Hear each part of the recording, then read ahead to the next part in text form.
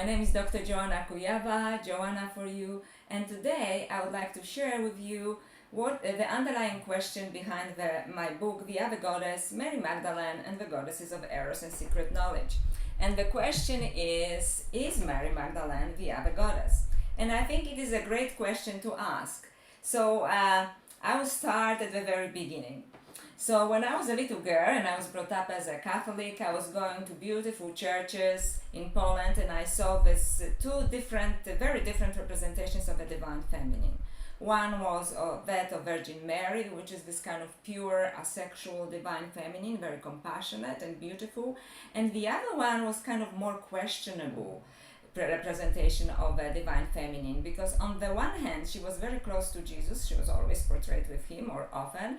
On the other hand, she seemed to be somehow rejected either because of her sexuality, because there was some sexual dimension there that was not present in Virgin Mary, right? And also something to do perhaps with the fact that she was an educated woman, although at that time I didn't know it. But I have the sense that there are two representations, and somehow they are connected with two things.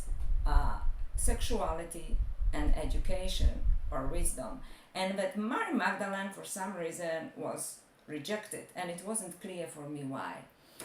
And then I started on my journey, and as an adult woman I went to Jerusalem, and there in a church of Mary Magdalene, it was a Russian Orthodox church on the Mount of Olives, I saw this other representation of Mary Magdalene when she stands with her hand extended, and she has a red egg in her hand.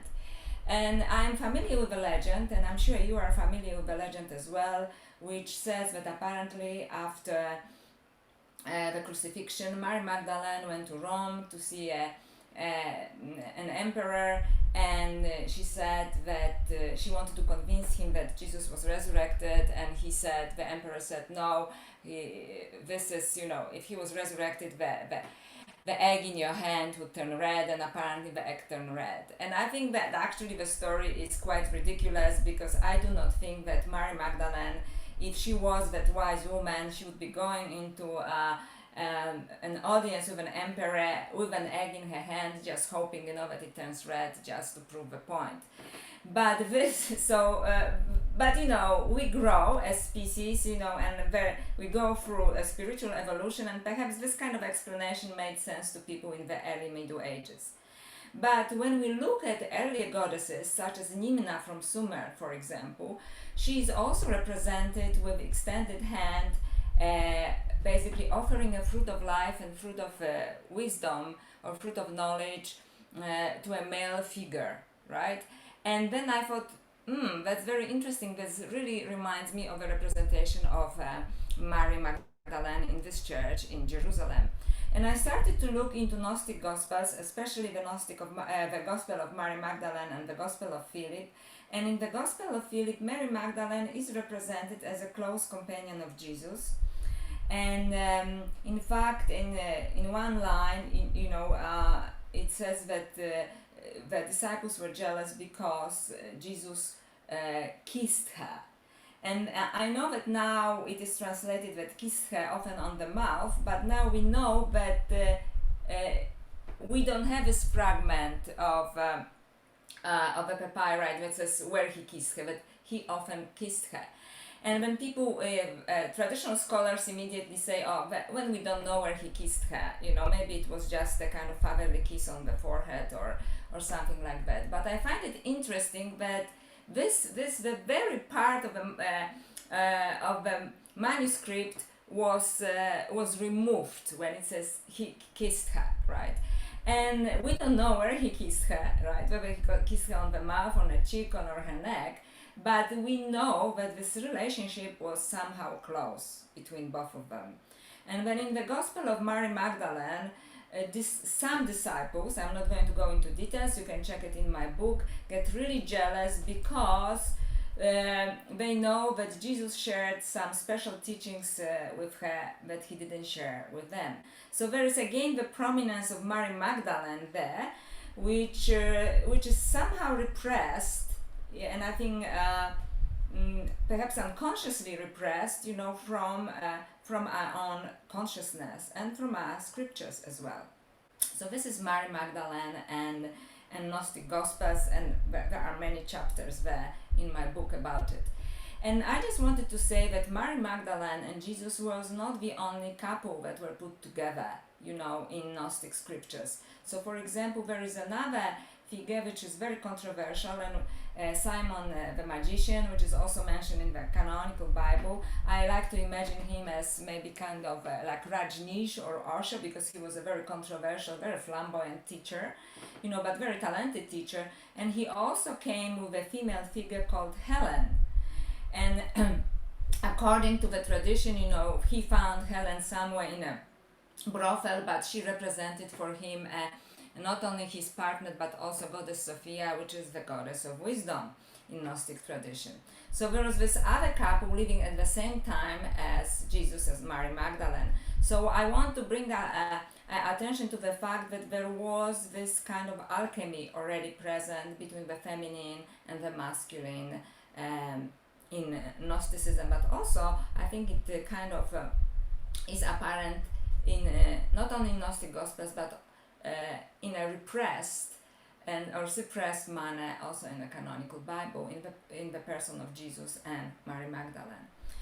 Then in my book I also look into what might have happened to Mary Magdalene after the events of crucifixion and resurrections and so on. And I came up with an idea by doing my research that perhaps she was the same person which was also called as Mary the Prophetess, or Mary the Jewess, or Mary the Alchemist, who lived in the 1st century Alexandria, which was an intellectual center of the world at the time, of the Western world, actually at the crossroads between the West and the East. And she was an alchemist or prophetess. And famous alchemists from the 3rd century also mention her as, this famous alchemist who was actually focused on the spiritual alchemy rather than on physical alchemy. Because when we talk about alchemy, there are two types of alchemy. One is spiritual, so for the evolution of our consciousness and of our spirit. And the other one is about basically trying to find some chemical recipe to create gold. So Mary the Prophetess, or Mary the Alchemist, or Mary the Jewess was actually focused on spiritual alchemy. And I think that this is quite possible that it was Mary Magdalene and that she went there after the event of crucifixion, simply because there was a connection between some Gnostic groups in the Holy Land and in Alexandria. But there is more into it in my book. And then I also look into the possibility, which I previously did not consider, and I thought it was just a folkloric narrative, of whether Mary Magdalene went to southern France. Because according to the Golden legend, Mary Magdalene, after 14 years after the crucifixion, went to France with some friends, and former followers of Jesus, and some of them started to teach, and she became a hermit in a cave there.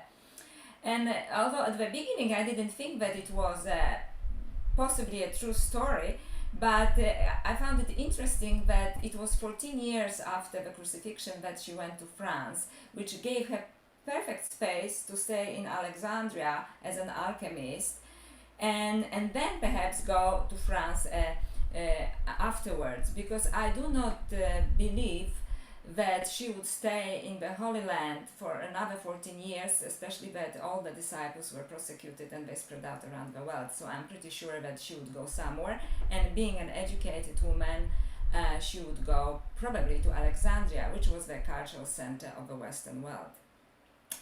Another connection that I would like to mention about Mary Magdalene that I explore in my book is her connection with the goddess Sophia, which is the goddess of wisdom. But like Mary Magdalene, she was also called lascivious, and apparently, a goddess was filled with desire, and it's a long Gnostic story, you can check it in Gnostic Gospels or also in my book, but basically she falls into a dimension, and eventually she experiences all the feelings and all the passions that humans experience. but eventually the figure of Christ consciousness, takes her back into a higher dimension, and a part of her stays there and part of her stays here with us. And very often in some Gnostic sources, Mary Magdalene is associated with this archetype of goddess Sophia. So was Mary Magdalene the other goddess? And in my research and also in my spiritual practice, I think that the answer is a strong yes. She is the other goddess in many ways, because she is not only the goddess of wisdom and somehow connected with spiritual and sexual alchemy, almost a tantric goddess in some sense, which I will discuss in other videos, but also she was suppressed, perhaps because she was in the possession of a secret knowledge and secret teachings that Jesus shared only with her and not with his other male disciples. And that the secret teachings had to do something not only with wisdom, but with the potential evolutionary power of her sexuality. And if you would like to learn more about it, I would really like to encourage you to check my book. I will leave a link under the video for my book, The Other Goddess, Mary Magdalene and the Goddesses of Eros and Secret Knowledge. And in your comments or via my Facebook, I would really like to hear your opinions about it, because as I said previously, I do not pretend I have any answers, but I'm open to other possibilities, because I think that there is this other divine feminine that was repressed, that was suppressed, and that we have to reclaim for the benefit of our own spiritual evolution. And with that, I would like to finish this video. My next video will be on Mary Magdalene and Goddess Kali, the Goddesses of Resurrection. And once again, I would like to invite you to check the link to my book.